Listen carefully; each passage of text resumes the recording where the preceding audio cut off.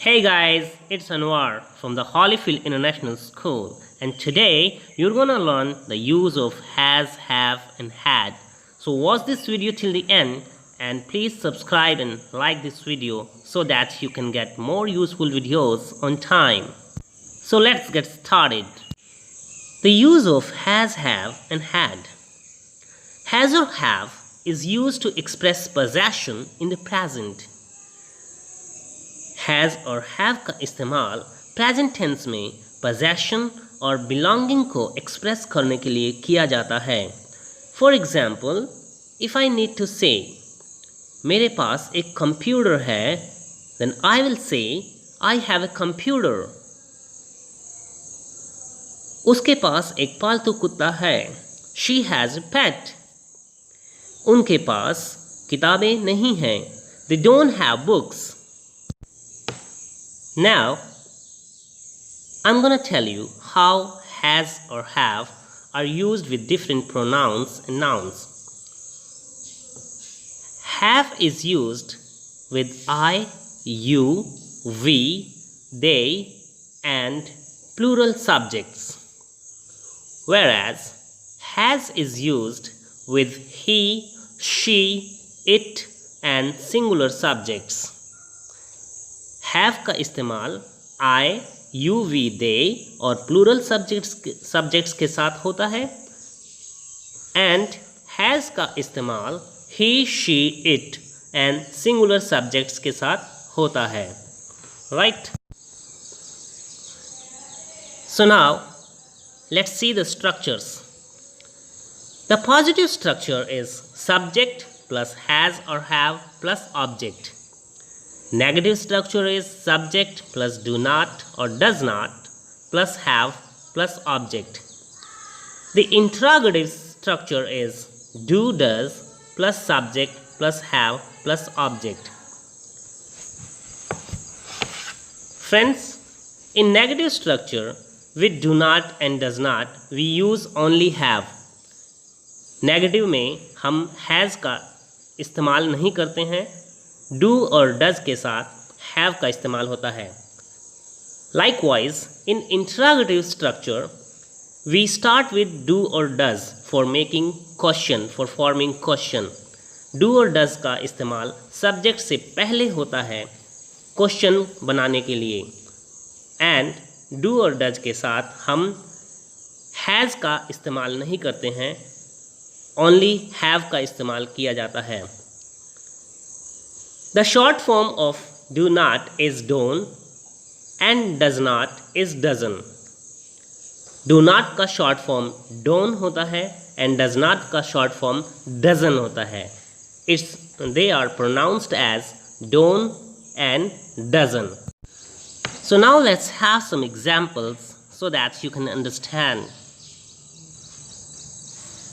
I have 2 pencils. मेरे पास 2 pencils हैं. John has a new motorcycle. John के पास नई मोटरसाइकिल है. Alina has a new dress. Alina के पास नई ड्रेस है. He doesn't have any homework. उसके पास कोई होमवर्क नहीं है. We don't have school on Friday. Friday को हमारा स्कूल नहीं है, और यू कैन से फ्राइडे हमारी छुट्टी है. She doesn't have any friend. उसका कोई फ्रेंड नहीं है, उसका कोई दोस्त नहीं है. Do you have a computer? क्या आपके पास एक कंप्यूटर है? So here in these examples you can see that with the subject I have used have. With the subject John is a singular name, so I have used has.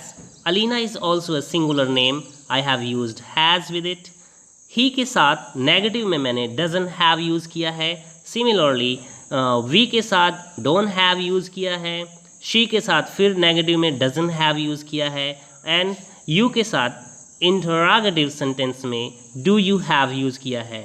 So by seeing these examples, you can understand how has and have are used in different structures. Right, students? So let's see the use of had.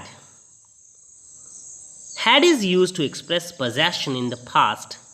Had का इस्तेमाल past tense में possession और belonging को express करने के लिए किया जाता है. For example, I had a watch. मेरे पास एक घड़ी थी. You had a lot of wealth. तुम्हारे पास बहुत सारी दौलत थी. He had many friends. उसके बहुत से दोस्त थे. She didn't have wisdom. उसके पास दिमाग नहीं था. All right. So now, had is used with all the persons as I had, you had, we had, they had, and plural subjects had. He had, she had, it had, singular subject had. You can see that had is used with all the persons. Had का इस्तेमाल सभी persons means all with all the pronouns, सभी pronouns के साथ किया जाता है. I के साथ भी had आता है, you, we, they और plural subject है, इन सभी के साथ had आता है. इसी तरह से he, she, it और singular subject होगा तो उनके साथ भी had का ही इस्तेमाल past में possession को express करने के लिए किया जाता है. Right, students? So now let's have a look at the structures of had. The positive structure is subject plus had plus object. The negative structure is subject plus did not have plus object. And the interrogative structure is did plus subject plus have plus object.